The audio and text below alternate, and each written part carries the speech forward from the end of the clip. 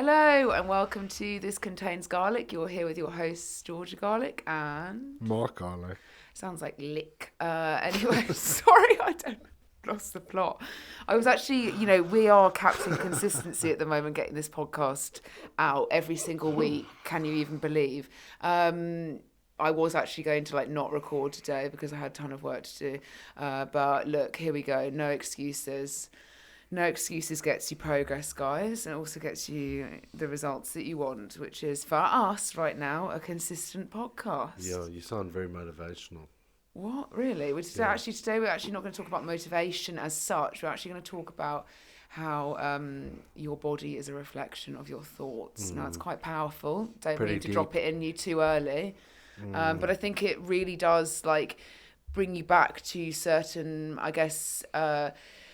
certain ways that you can actually adapt your mindset to think more positively about situations that you might not right now feel that great about.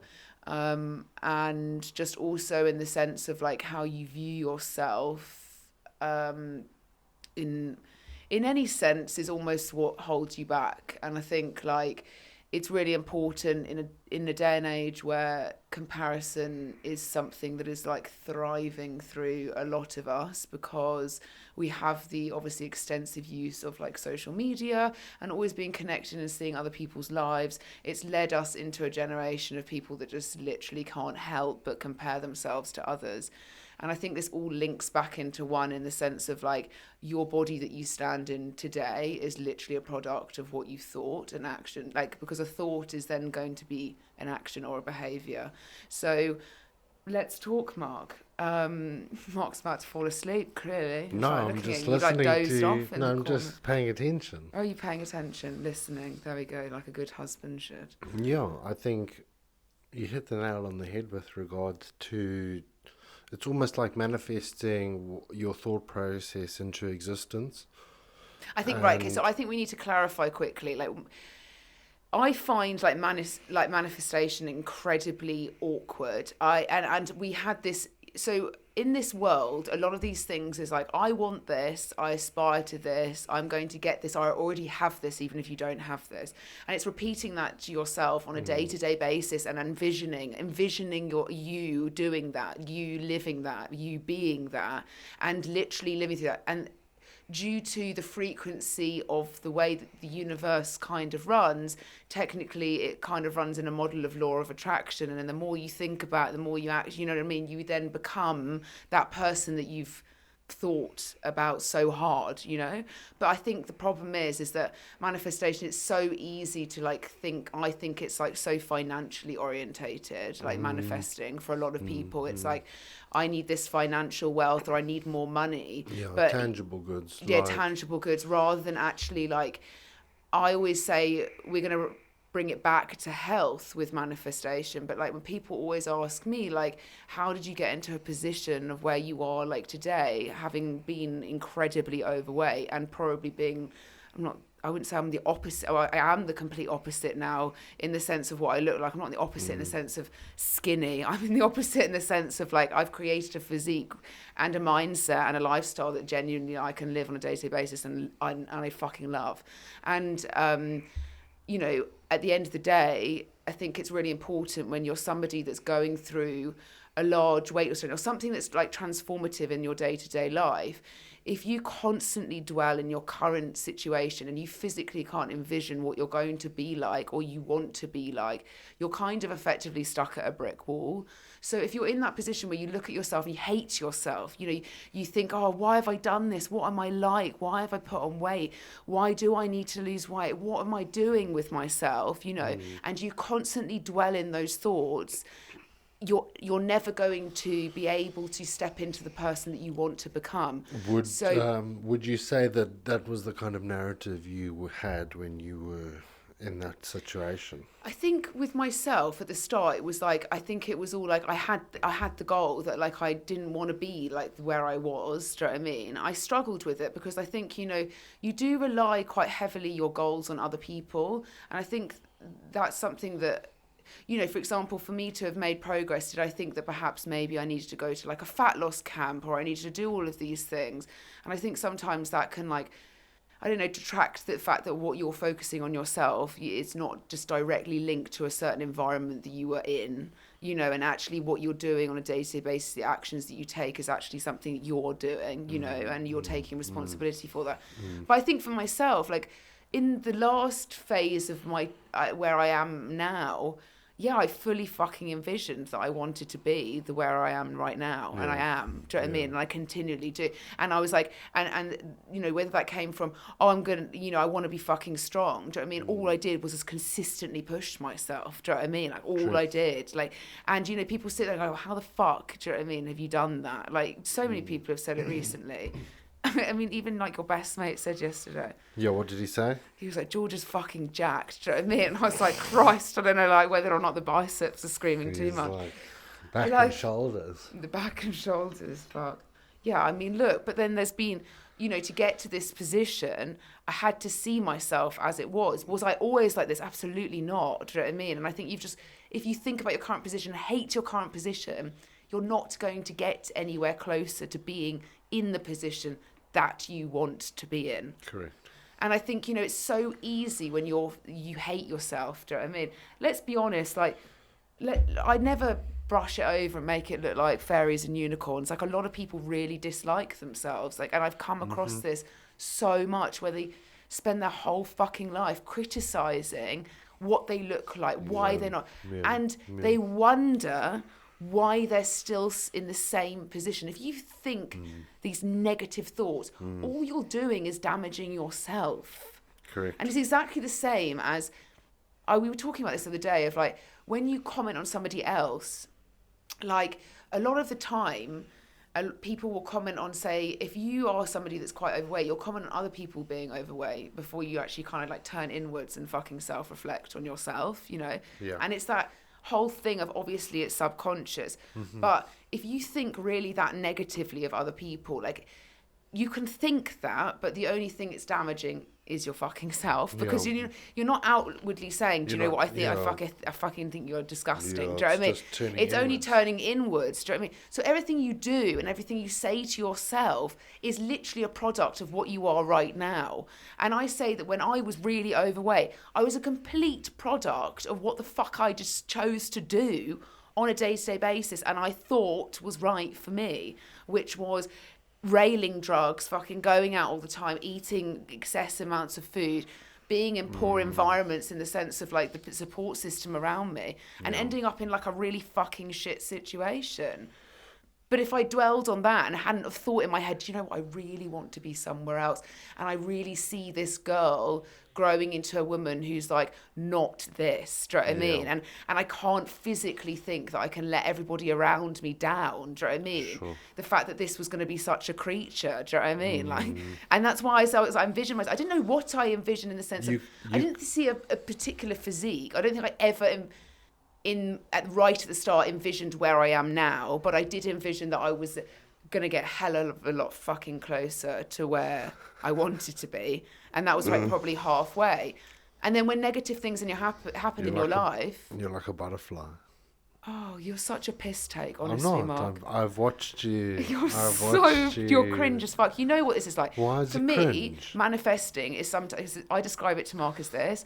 I have two. Considering I started off as your coach, so Yeah, all right, Mark. And how did that end? You ended up inside of me. Do you know what I mean? So how fucking progressed was that? Progress has been exemplary. But that was really weird, because in the gym earlier, and I'm going to give you a compliment here, okay? Because this is fucking rare for me to do. It's a good thing we're recording this. No, okay, because you've got, now you can replay it. This is going to be the only snippet. The only I'm just gonna snip, sucky, sucky, yeah. I'm going to put it on the Instagram, and then I'm going to pin it. So everybody always asks, like, how did we meet? Do you know what I mean? And the situation in which, like, we did meet was, it's not a rare situation in the sense of, like, you know, a trainer and a client, do you know what I mean? Like, getting together. But it is, like, in the sense of business-wise, probably, like, alarm bells in the sense of whether or not it's going to be, like, a consistent... But it's not great, is it? No. But if you start shagging your clients, it's game over. Oh, it's what... Mark, I would like to think we were more than a fucking shag, for Christ's sake. Do you know what I mean? Married, you're obsessed with me. No, now I'm going to take away all the nice things. No, carry positive thoughts. No, carry on, please. I fully think I manifested being with you. Like, I actually physically remember saying to my friends and to everybody around me at the time that I met you that I was going, well, actually, I first said, I'm going to fuck you. And then I think it progressed into like, I'm going to be with this person. I actually visually remember like thinking, I'm going to be with him. And I feel like that's again, law of attraction. Is that fucking weird? Am I a psychopath? Do you want to run away now? No, not at all. Oh no, I think because it's you're really now more of a cute. psychopath than me. Like, Why would you say that? because you said that if I ever, Yes. like, went with somebody else, that you would kill me. Potentially. Potentially. Like, actually physically kill me. I think I could. I've got it in me. Yeah, that's not a good thing. It's probably just too much testosterone, which, again, is not a bad thing You know, it's for not a a man. bad thing. Keeps you nice and youthful. Keeps your iron levels up, yeah. Yeah, and your fact of the day, a man with healthy testosterone levels should have at least 4 to 6 hours of erection time whilst they're sleeping. That's How also, disturbing is that figure? yeah, like... So whilst I'm sleeping, my dick is hard for 4 hours. Excuse me? Oh my God, I just don't believe that. I don't know, maybe it is, because then why Yeah, would but you... when you wake up in the morning, well, depending on what age you are, you've got an absolute rager. Depending what age you are, yeah. Depending how much you care about yourself, you've got an absolute rage. Yeah, Like, well, if you're... well, actually, not necessarily, because some really, like, I know, like, I have known some really unhealthy men have, like, ridiculously good sex lives, but I wonder if they're propped up on fucking Viagra. Yeah, you never know. I guess it's... I mean, like... You just try to stereotype that it's... I mean, a bit of Viagra, I'm sure, gets you going, but, like, you know, you would want to potentially be having a healthy testosterone replacement, in my opinion. Yeah. But anyway, where did we get to? Because I was saying I manifested you, and then suddenly you're about talking about hard dicks.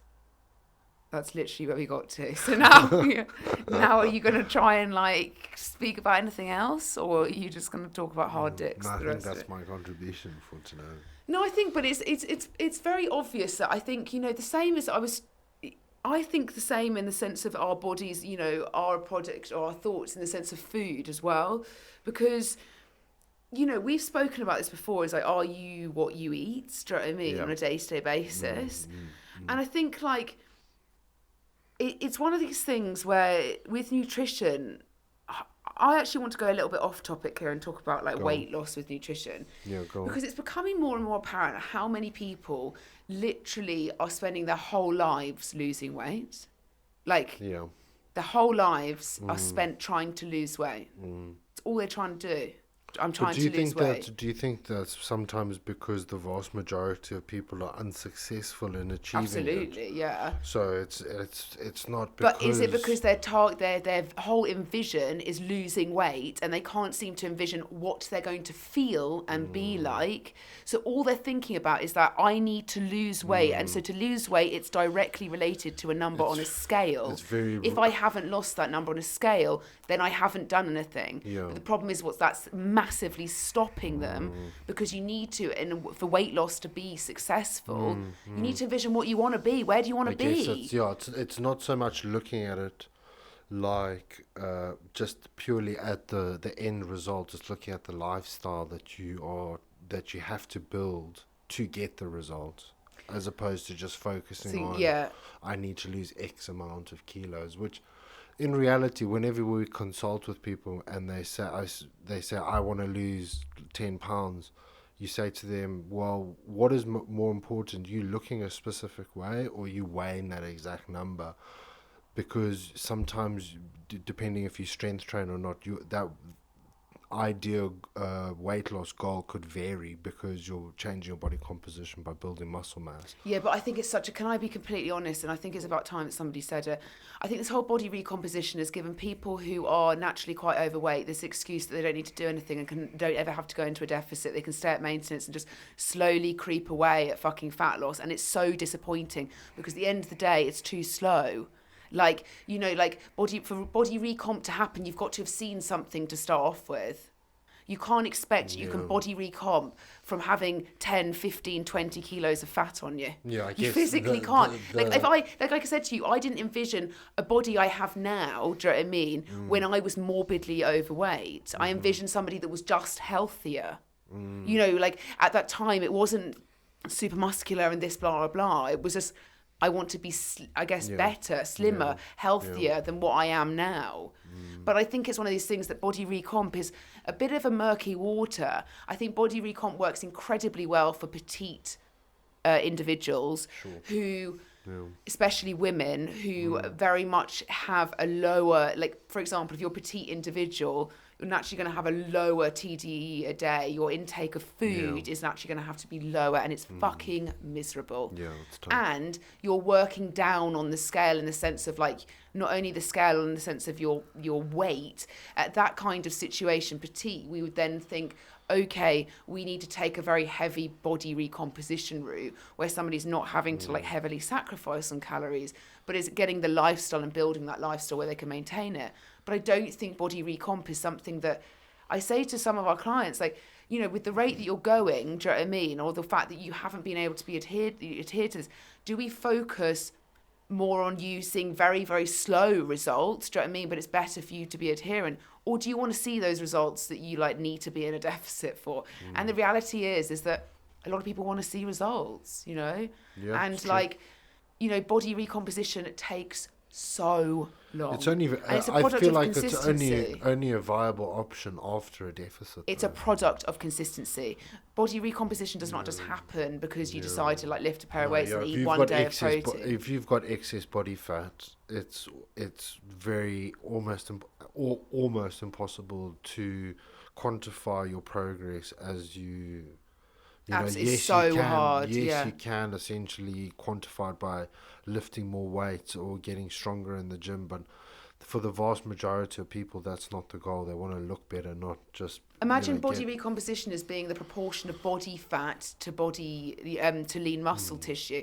So, you know, for you to be able to recomp that, do you know what I mean? In the sense of, okay, I want to see more muscle. You've actually got to be in a position to know that you've even got any. Yeah, like, that's very and true. and anything body recomp, you know, if you're going to strength train, that's automatically going to put you in a position of benefit. Yeah. Like in my position, I would always say to somebody that obviously strength training is going to completely and utterly adapt your physique if it's done on a consistent basis. But if you're nailing a shit ton of calories, not really being adherent to protein, do you know what I mean? Yeah. Like, the reality is you're not going to see that result. No. So I think, you know, it is one of these things with people that are, like, wanting to lose weight. Like, the reality is we speak to so many people and all they want to do is lose weight. Literally. But would you not say that, okay, well, statistically, let's look at the current statistics with regards to the United Kingdom I'm going to round it up a little bit by a couple of percent, but like 50% of a specific age group or demographic within the UK are deemed to be obese. So would you not then assume that the vast majority of people need to lose weight, hence the reason why people want to lose weight all the time? I would be very interested as to know where they get these absolute stats from. Just go and sit in Tesco's car park and count people. Not, like, honestly, it's not. But, like, what I'm trying to say to you is the fact that, like, for us to have had accurate data from that, like, we would have to be weighing, like, a large percentage of the population and actually which they do in the NHS. Yeah. But Mark, not everybody can get into the NHS, and there's a large percentage of the population. I, for example, I'm effectively an anomaly. You're an anomaly. My mother's an anomaly. She doesn't get weighed at the fucking doctors. My sister's probably an anomaly. She doesn't get either. You know what I'm trying to say, in the sense that actually the research is a little bit. Yes, we are morbidly obese in the UK, and like in many other nations around the world, but the stats are not. Like, you say 50%, you know, where are they actually getting? Like, I haven't weighed on an NHS scale for them to take that data in fucking but Christ. It doesn't necessarily mean that they haven't got data They don't know set my that- weight. Like, fuck no, does No, somebody they know don't my know weight? your weight, but they might know or have enough data sets through the databases over the given years to then extrapolate that data to a high percentage of Like, for example, I haven't been accuracy. to doctors in, like, apart from a smear test, like, fucking Yeah, but 5 remember, years. they're going to take your BMI anyway, and probably with the amount of muscle mass you have, you'll No, probably... it's not. I'm not saying I'm the stat of somebody being overweight. Christ, I'm not. I'm already in like a very healthy. But I'm saying that you can imagine that to be able to get an actual like answer in the sense of a stat, you then need to weigh it up against the people that are reasonably healthy and fit and in shape versus those that are morbidly obese. But you do realise that those that don't have potentially weight issues are maybe not the ones necessarily directly going to to be weighed. What I'm trying to say is it doesn't add up because you're not weighing everybody. No, I would assume that And so there you're is not weighing the always- population that are healthier, do you know what I mean, on the scale. But Well, there might you're be, taking though. all the stats of somebody that's very overweight. So the might percentage is be. not actually necessarily correct. What happens if you're going in for a flu shot and then they just top your records up by just getting you on the scale? They don't ever do Is that. that not a thing? I don't know.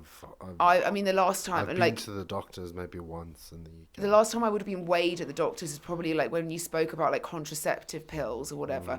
But like I used to hate going to the doctors because if they weighed you, they'd be like, "You're so fat," and it's just like, okay, like, do you know what I mean? So are 'Cause I you? guess Do you know it's what I mean? very- Literally, no, it's like, very different because when we had obviously growing up, we had private medical in Zimbabwe. So when you go there, the woman would generally weigh you and take your height, especially as a child, just so that they could.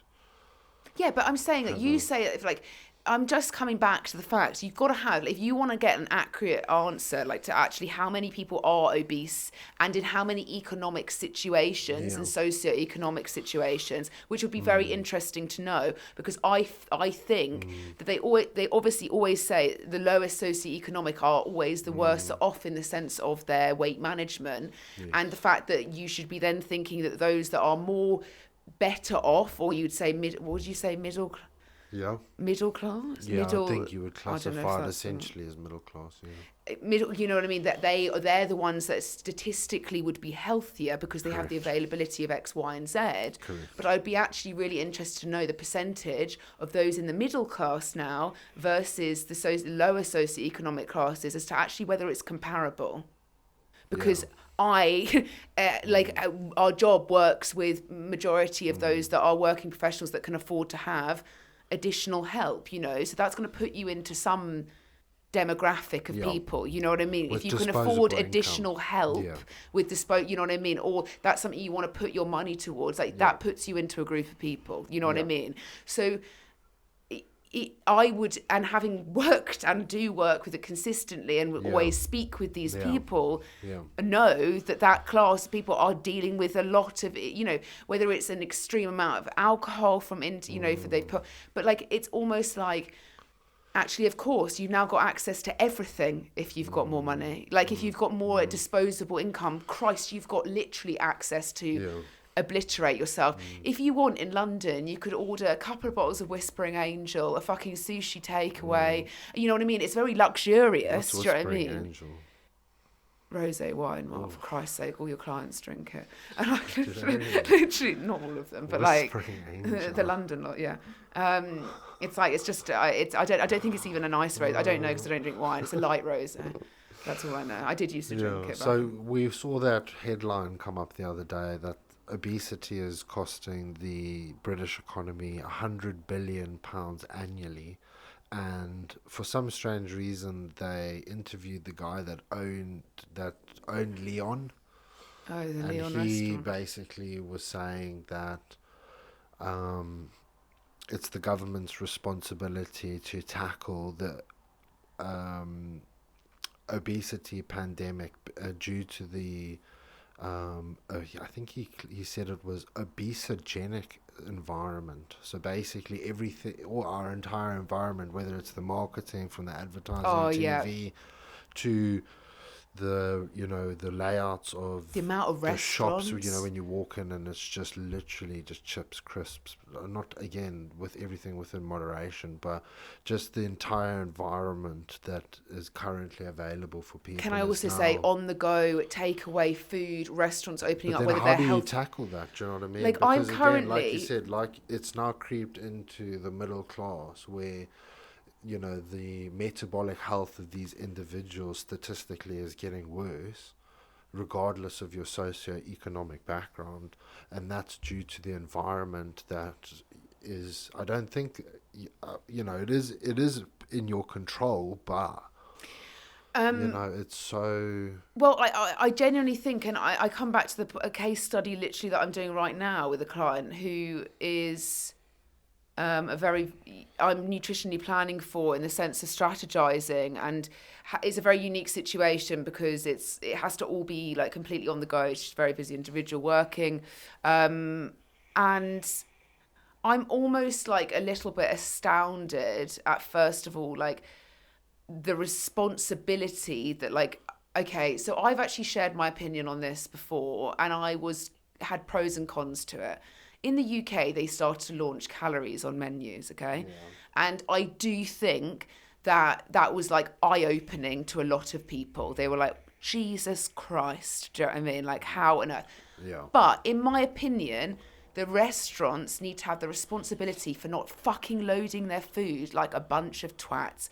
Because I've just sent like 4 emails this morning to different restaurants in London, located where my client is based, saying like, can you please give me like literally the accurate nutritional information of your menu? I have a client who literally needs to achieve X, Y, and Z. I can't, she frequents these places. I need her eating at your restaurants, but you're not providing Yeah. me with the right data. So I have no fucking clue how much she's eating and what she Yeah. should be eating from your Yeah. restaurants. Yeah. And these restaurants are all health restaurants. What the fuck? Anyway, I'm prone further, discussion, research, and whatever.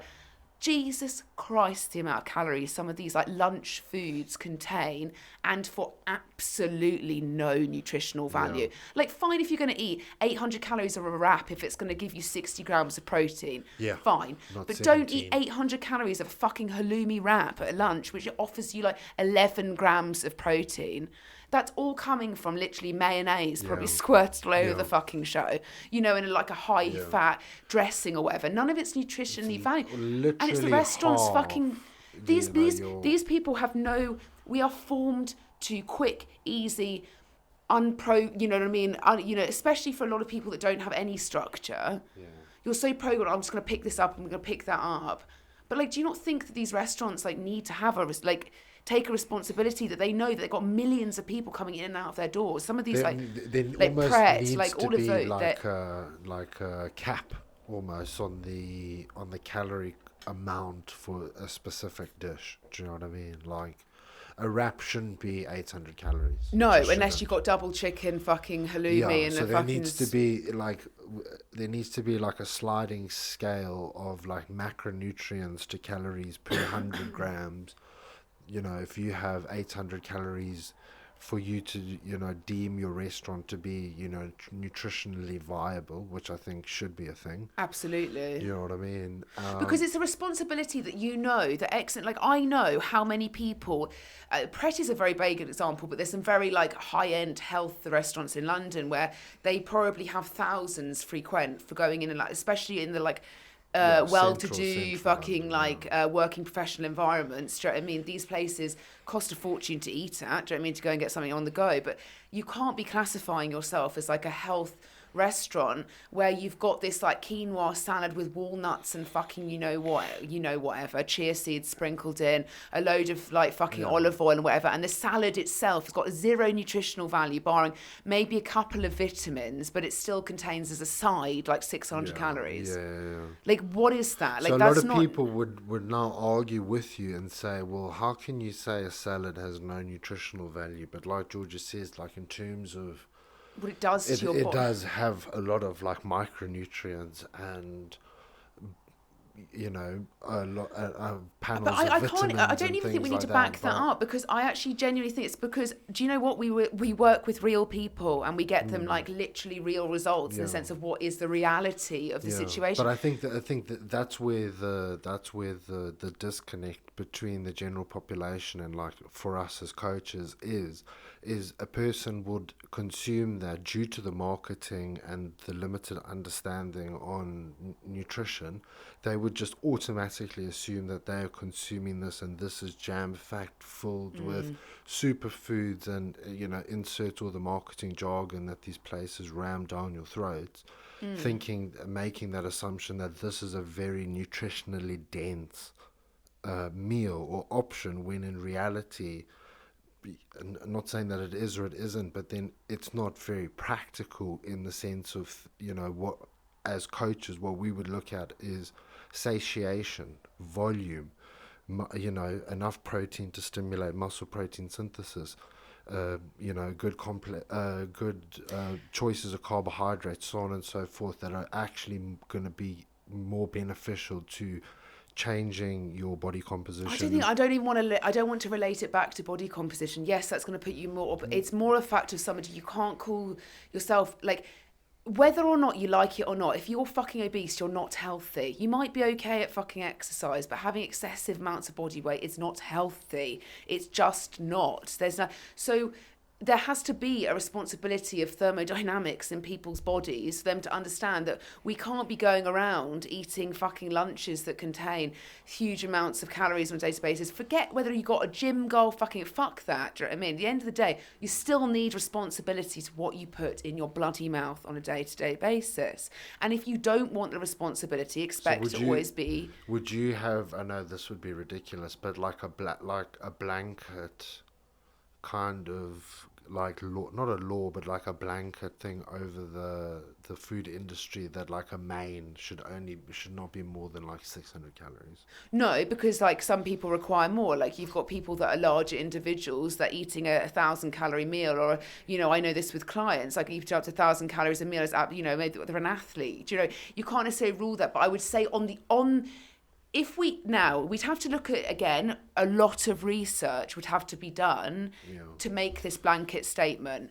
But I would say it was the responsibility of those restaurants that are frequented on a daily basis that need to take the responsibility for the consumer. Who is that consumer coming in to your restaurant? If that consumer is a naturally healthy individual with, you know what I mean, then it's going to be slightly different, and that's, you shouldn't necessarily then blanket that 600 calories is your max. But if you realise that literally every single day that come out of the offices that go into your restaurants, do you know what I mean, are people that are struggling to manage their weight, then there should be a understanding that you need to disclose. Number one, work out a menu that caters to all. So, like, I fucking hate it, like, with all these restaurants, gym food. What? It's all gym food. If you want any protein, gym food. And it's like fucking, it's like, it's chicken breasts with some sweet potato and some spinach. Do you know what I mean? Gym food. That's all you should eat if you fucking go to the gym. Do you know what I mean? What? And make it so unenjoyable. It's to make it so unenjoyable. Like, why can't you...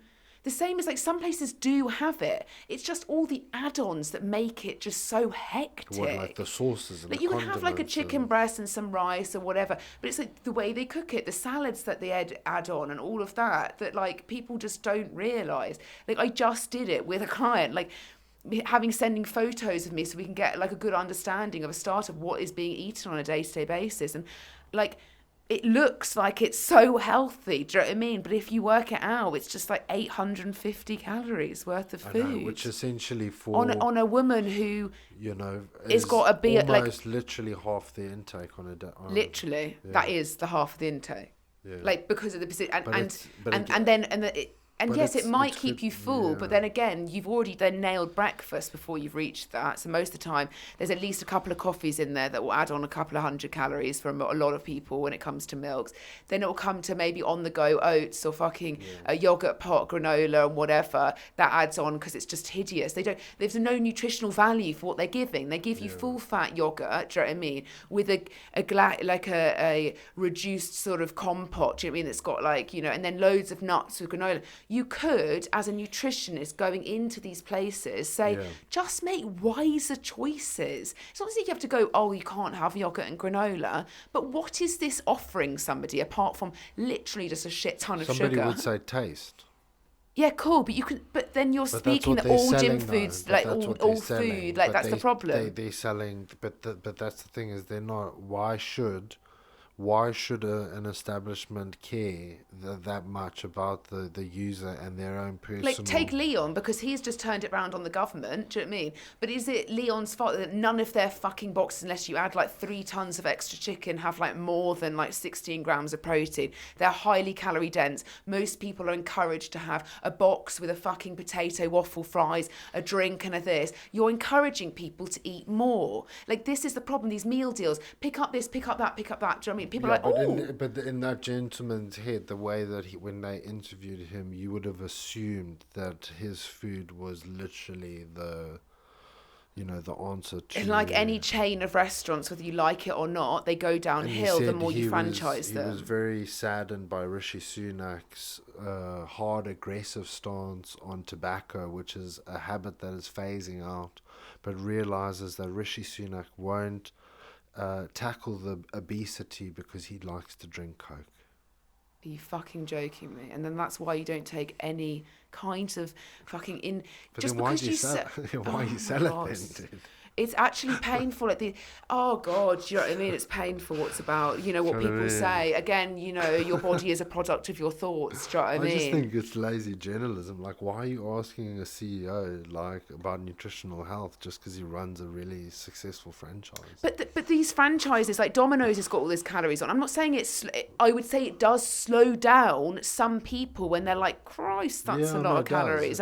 It does. Not everybody, because there's always going to be the case. The same as there's people that are addicted to things that are some can moderate it. The same as, you know, but if you are, I genuinely, I think if not a local Italian restaurant in a small town centre, do you know what I mean, that's got no like responsibility other than just seating people for dinner and a couple of, I don't necessarily think you need to be going in and scrutinising their food.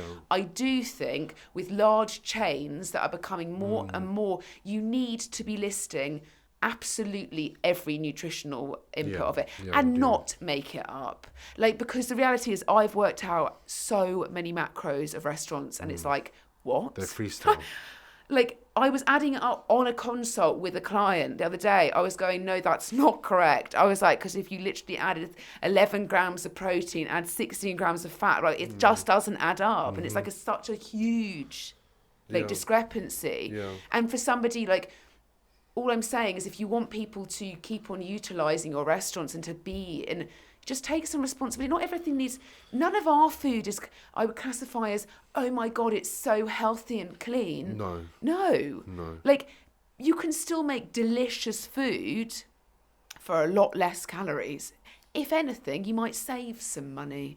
You wouldn't need as much fucking blows my oil. mind. Do you know what I mean? It really does. It really blows my mind. Obviously, people always scrimp on protein because that's the most expensive part of a meal. No, I get that. So then, like, everything's... Then you're looking again at the bottom line and the economy, the balance sheet, and which I guess is, that does need to be factored in for, running a business that has very essentially very tight margins as they are.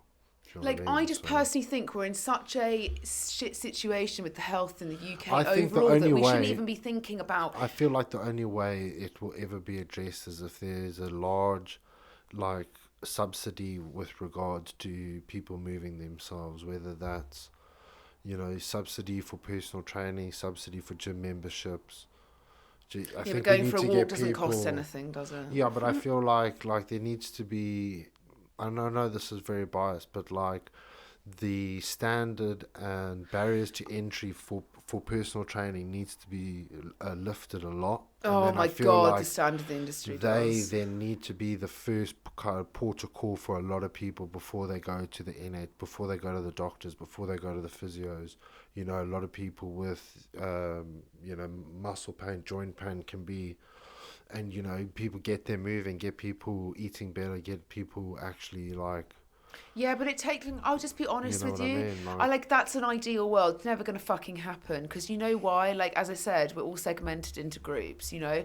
If you can afford it, you can have it. If Yeah, you but I feel can't, you like if you can't. subsidize it to the point where literally The everybody standard's can naturally going to afford it. job. You're going to have so you either go and do what, for example, you know, we've got all the immigration stuff going down in certain areas of the UK. I think it's down by Kent. Maybe I'm completely wrong by that. Fuck, let me just not open my mouth over that. But anyway, the point is that the hotels down there made Wherever they are. no, We're in Kent, not in Kent. Cornwall. no, but the hotels that have been bought up by the Yes. government in the sense of Yes. have made millions and Yeah. millions of pounds, and I just don't see how we can ever do anything from the government where somebody or is not going to be maximising a shit ton of profit. Yeah, I You know what I know. mean? And It's nobody's just- going to get any benefit because that's literally the way the government's run. I know. It's like, okay, no, mate, I'm not going to give it to you because it doesn't favour me. Yeah, I So I just think that know, it's in an not going to ideal be world, productive. yeah, The same yeah. as elderly should But be. then how do you address, like, it's so difficult to address the environment, you know, with regards to food and stimulus, marketing, advertising, availability. Again, the responsibility comes back to the person providing it. Like, I'm sorry, but like, yes, it's amazing we've got all of these fucking tasty ass foods that we should all be able to have in moderation. The reality is, none of us can have it in fucking But moderation then you can't unless you have. expect like Tesco's to be like, okay, right, we're gonna, you know. It's not supermarkets Okay. that I'm necessarily talking about. Supermarkets already have, and they've already statistically said has dropped the intake of. They've effectively brought in a rule that said that they had to like remove like a lot of the areas in which they were promoting heavily. Like, So then, how do you do it then? I You know, think with, I like, come back to restaurants the and fact stuff, that the it's government, very difficult. you need some common sense. Do you know what I mean? Fuck, I could go in there, but there's also a responsibility on us as humans. And I think there's this, like I said to you the other day, if we talk about food, we talk about nutrition, we talk about you managing your weight on a day-to-day basis, okay? You, for the rest of your life, understanding that you can manage your energy and intake and understand the fact you can measure it, you know, and that you can do something about it and you can actually manage your weight overall. Like, so many people, like I said, going back to the fact, are so focused on losing weight or being that they completely and utterly utilize all the tools to get there, in the sense of, okay, well, I'll track my calories, but I need it to be a barcode scanner. I need it to do this. I need it to do that. And it's like lazier and lazier and lazier, which means people are tracking losing weight, but they're not learning anything. They're not learning anything. They're learning to maybe take accountability for scanning foods, but they still don't understand the quantities, the amounts, the things that are containing in that food. And I always say to people, like, you cannot expect to be good, have an understanding, know what you're fucking doing if you're not prepared to learn. And everything, I come back to being a small child. A child who is brought up by parents, or child is brought up by a guardian, or any child in life. The reality is, as a child, when you're told to do something, you have to fucking do it. You have to listen to who your elder is, and you do it because you think that that is what a child should do. Now, when we become adults, we literally open ourselves up to telling ourselves as an adult we don't have to do something. We don't have to take responsibility because I'm the adult. I'm going to tell myself I don't need to do this, and nobody's going to tell me otherwise. And that's when you end up in a society of excuse-ridden people. Yeah. Because you're all adults. I'm sorry, at the end of the day, you're all adults, you know, but you're not you're behaving like, take yourself back to when your parents told you. Do you know what I mean? Like, They'd force you. they force you, can you please eat your vegetables? No, you need to do this. You go to bed at that time. No, take yourself back to the fact of that you, and everything you did as a child, you had to learn, absorb, and get better at. And it's exactly the same as any element of your health as an adult. If you want to have the freedom, the acceptance, the understanding, the flexibility, where you feel like you are not like some uncontrollable toddler around food. Do you know what I mean? Yeah. You need to spend consistent period of time, not for the calories, not talking about that. I'm talking about for the actual food portions. You want to be social, you want to go out, you want to eat meals out, you want to enjoy that life. You need to have spent a consistent period of time understanding what your portion sizes are, so you can guesstimate. It gives you that complete control when you go and eat out, that you know, and you've got a really good understanding of what the fuck you are consuming. Yeah. But if you go with the approach, as I said, of scanning barcodes, easy on the go food, okay, well, I'll have a prawn cocktail sandwich and a packet, oh, that will do, oh, the calorie, yeah, you know, don't think that even in 12 weeks after tracking, 16 weeks, you might be losing weight, but when it stops, you won't have a fucking clue. And I come back, and I say this to clients all the time. You know, sometimes clients can come to us and track diligently, meal prep, everything, 4-6 weeks. Do you know what I mean? Like, we don't ask people to meal prep like hectically, but if their jobs require it, then there has to be some kind of sacrifice. But they'll do it for 4 to 6 weeks. They'll be consistently like loving it. Okay, I understand this. I've got this control. Then they'll stop necessarily tracking or meal prepping. Where, like, I don't mean meal prepping for 4 days at a fucking time. I just mean prepping a bloody meal. Put a meal together. Think about your next meal. Yes, exactly. What am I eating and what's going to be in the components of it? Like, the reality is if you don't see X pieces of rice, pasta, like piece of steak, whatever. Like, you just don't know. And if you go to that methodology of, okay, I'm going to go for convenience, do you know what I mean? And you haven't spent the time learning the meal prep, then you go out for a meal. Oh, I'm not going to track anything because I'm having a panic attack. Do you know what I mean? Because I don't know how much a pizza. Oh God, no! I'm just going to. And it's all guesswork. And then what happens with guesswork? Disappointment. Shit the bed. Oh, shit the bed. That's what happened. So I think there is this thing where there is a number of people responsible for things, but I also think that we ourselves, you, I, me, whoever the fuck's listening, you are responsible for yourself on a day-to-day basis. Nobody else is. Okay? Literally. You're not a child. I hope you're not a child listening to this podcast, because there's far too much poor language for that. So, but you're an adult listening to this. You have the full responsibility to look after yourself on a day-to-day basis. You can't rely on anybody else. You can get help and assistance and structure and clarity, but you are the person. Do you know what I mean? You are the one that does those actions, that decides to do that or decides not to do that. And you're the person that's feeling the brunt of it. Do you know what I mean? Nobody else. So sit with those feelings and remember that you can always feel automatically a huge amount better doing small adjustments in your day-to-day lifestyle, but you're fucking responsible for it. You are, definitely. And I had to do that. I had to turn myself and I had to say, like, fuck me, Jesus, I'm so sick of the amount of excuses I give myself for being a fucking cretin. Do you know what I mean? It's really hard for people to do that, Yeah, but and you don't expect to grow, like exactly the same as like sometimes in our business when me and Mark weren't molded to work together. We had the same job, you know what I mean? It's been a fucking challenge sometimes trying to work. You know, we're the ones responsible for it. Do you know what I mean? At the end of the day, and like when there's been issues or things haven't worked out, we've got to turn back on ourselves and go, what the fuck are we doing? How are we going to get better? You know what I mean? And it's going to be uncomfortable. But then when you get past those stages and you realise that things are flowing quite well and everything's well, you realise why you did it, you know? Yeah.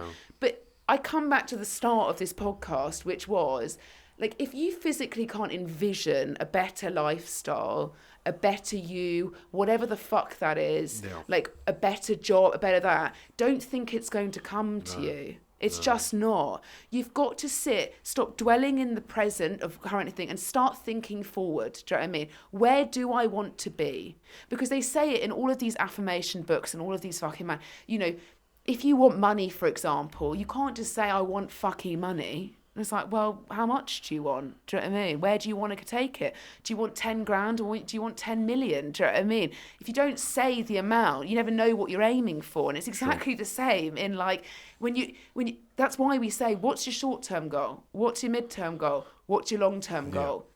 And start working towards that. Envision yourself, because not the scale, envision yourself. Yeah, you're not going to feel the physical benefits and the mental benefits of applying, these self-care habits immediately. So the manifestation, the visualization is what's going to keep you and get you going for the first initial phase until your body starts to adapt. And the assumption is that you've been consistent and adherent for weeks on end, and that's when there's that famous saying is if you start now, in a week's time you'll feel better, and in 4 weeks' time you'll feel better, and then somebody will notice and give you a compliment, and then but it all starts with actually taking action and realizing. And I actually just want to come back to something we brought up right at the start, which is comparison to others on this, because there are a lot of people that say that, like, if you want to envision like a body that you want, do you know what I mean, go and compare it to somebody else's that you envision. No.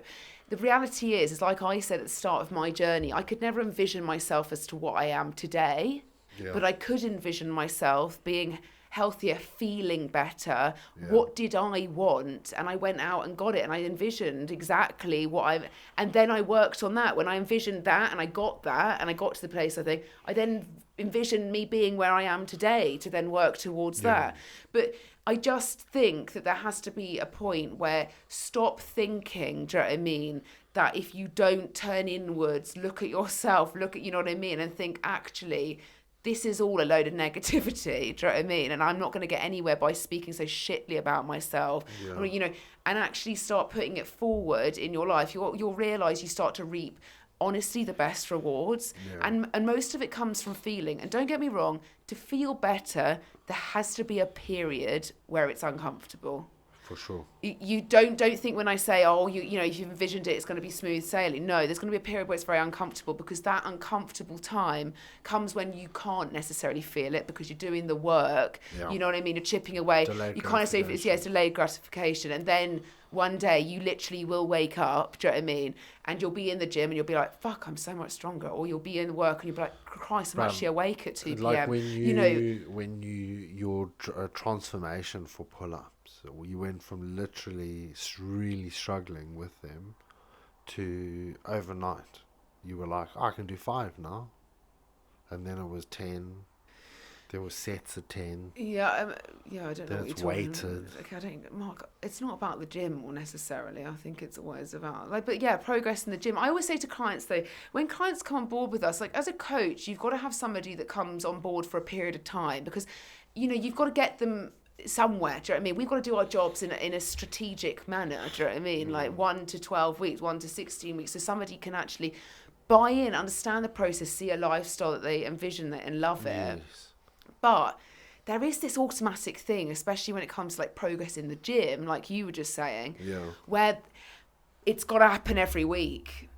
And it's like that is a week. Where are you rushing to? No. Like, what's the rush? There's no rush. It's just the fact you've got to understand, to see automatic muscle gain or progress in the gym, you are going to have to increase or progressively overload. But don't think that progressive overload happens in 1 week. Fair, you were trying. You had been leading up to that moment, but it seemed like it literally happened. I'll be completely honest with you. I'd never tried them. I know, but there was a stage where you had like a very steep. You went from literally, it seemed like overnight. You went from like not being able to doing it to doing 5, which is like quite a massive jump from not being I think that's from an outer perspective, to be quite honest with you. Okay. I don't think that that's like true to what I would feel. Do you know what I mean? It happened very quickly, I assume. No, I just think that that's only when you started like understanding what I was training. Do you know what I mean? Oh, so I don't understand. No, it's what you don't. Oh God, look at you, you fucking rats. Do you know what I mean? Like, I don't understand. Please explain to me what I don't understand. No, Christ, I will. How to load a dishwasher. That's literally still a problem. Why? Explain to me what your point of contempt with a dishwasher is. Where do I go wrong? You should know that the number one, obviously cutlery, don't put silicone things in the dishwasher. They come out smelling disgusting. Okay. You put all the silicone fucking spatulas, things, and then all of our food tastes like the dishwasher. It's gross. Okay. The dog food bowls that we put and heat the dog food bowls only fit on the bottom rack. They don't, though. They don't only fit on the bottom rack. Practically speaking, the amount of them. I've done so much organisation of this. Don't tell me I'm wrong. No, I just want to let you know. The smaller bowls have to stack. Mark, they do fit. Do they? If yes you or put no? two of those bowls, you'd only be able to fit Rhetorical them two. question. Rhetorical Listen to me. question. No, yes absolutely. or no? Do they fit upstairs? No. They do. Don't lie. No. Not all of them. I'm going to take a photograph. On average, when the dishwasher's done, there's 3 bowls Don't that shift normally. the goalpost. Do they fit? No. They do. No. Okay, now you're telling porkies. You're telling porkies. I said no. The dog food bowls go 1, 2, 3. If you only do them on the top rail, like you said, they only fit blah, blah, there's only 2 that fit. We always, on average, have 3 in the dishwasher. Okay? Why would the cups? Why would 3 not fit and only 2 fit? Because it's too fucking narrow. Oh, Mark, you can't fit 3 of those black bowls side by side on the top rail of the dishwasher. They're large, they're wide, and they're square bowls. I'm going to take a photograph. No, I'm going to Do you know what I'm going to post? The lawyers, the divorce lawyer paper, if you don't agree with me.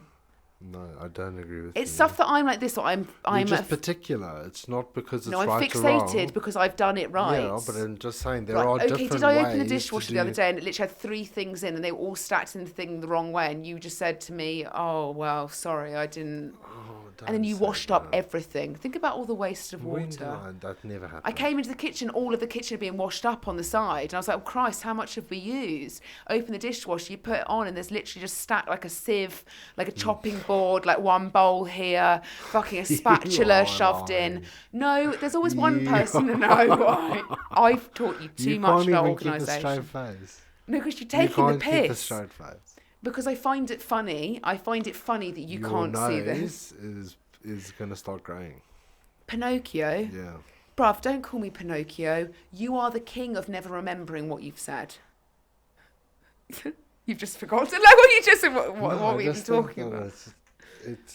I know exactly what moment you're talking about, and if I'm not mistaken, I probably snuck in pots and pans into the dishwasher that I wasn't meant to put in there in the first place. What about your towel that you keep on hanging over wooden doors as it's wet? Do you know what I mean? Let's just talk about that as well. It's not the only thing that's wet in this household. Oh, God, Jesus Christ, like Mark. the ceiling in the bathroom. Like the leak that's about to come through the parking suit. The only thing that's Adrian, man like Adrian. Oh God, with the hip, he needs a hip replacement. I honestly thought this poor gentleman, he's had numerous health complications, and the doctors told him on numerous occasions that he has to stay at home, and he's not interested. Yeah, well, he literally is like looked like he was knocking on death's door there. And he goes so slowly up and down the stairs, and then he went down the stairs. And then I couldn't hear him carry on going. And I thought, oh no, this dude's died on the staircase. Oh, you're so rude. He didn't. No, because he'd had some very, like the lady downstairs was saying, he'd had a series of very serious operations, in which he's completely neglected the. I don't believe everything that everybody says to me in this building. That's for certain. I take everybody at face value. Sometimes. No, a pinch of salt. Not face value, just a pinch of salt.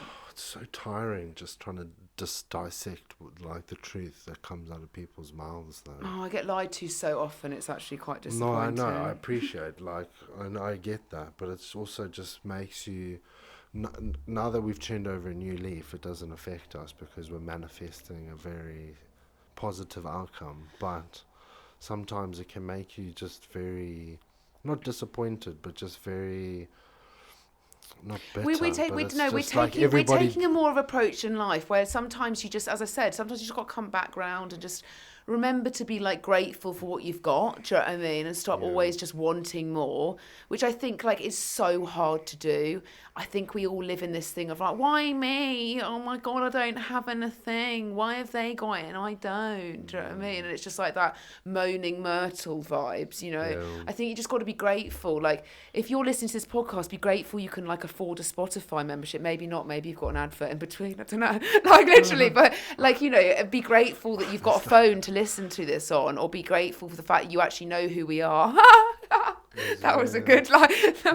No, but you know what I'm saying. Like, be grateful that you got ears to listen to this in, you know. And actually, you just forget that sometimes you wake up, you're so ungrateful for your whole life. That you have ears. Yeah, because you could be deaf. Do you know what I mean? And then you wouldn't be able to hear. Did you ever see Uncle Ronnie? He only had half an ear. Auntie Diane's husband. Oh, Mark, I don't really need to talk about Uncle Ronnie, who's a distant. They chopped his ear off and they left a little shelf so he could hang his glasses on. Oh, God, Mark, really, honestly, I'm trying to just, like, talk about gratitude. You're talking about Uncle Ronnie's fucking lost ear. Christ's sake. Is he dead? Yeah, he's dead. Oh, okay. Yeah. I just think it's, you know, it's very hard to sometimes be grateful for what you've currently got because, like I was saying, like, especially if you're used to... I don't think it's about saying, like, I want this now, do you know what I mean? But you've got to want something, do you know what I mean, in order to get it. There's a difference between wanting something and being willing to put the work in to achieve it, and then there's wanting something with the expectation of just getting it, which makes you self-entitled. Yes. Which we all fallen foot to at some point in our life. I would definitely say I've behaved with some self-entitlement many times in my life. Oh, yeah, of course. And sometimes that's when I'm like... You know, I look at like designer handbags on a day-to-day basis and I'm like, oh, I'll just buy another one. Oh, I like this one. And it's like, why do you need that? You've never even used Such a weird obsession for like you just want something just to put stuff in.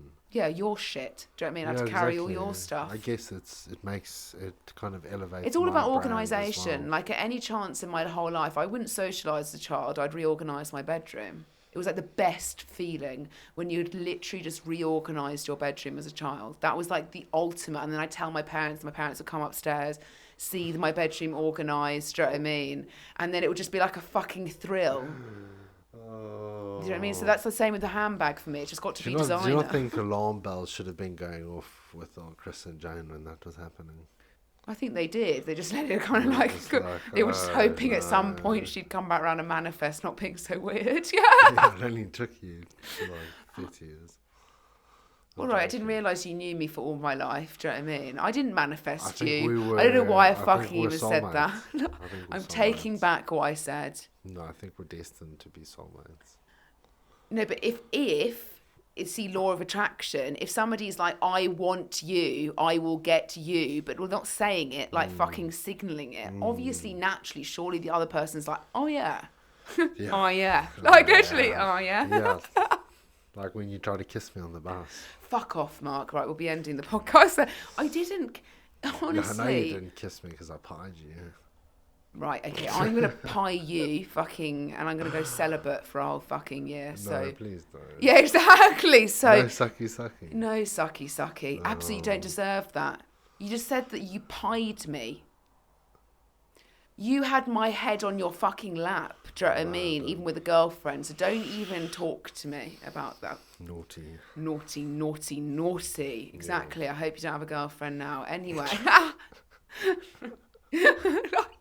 Otherwise... Couldn't think of anything worse. Yeah, I know. 2 women, awful.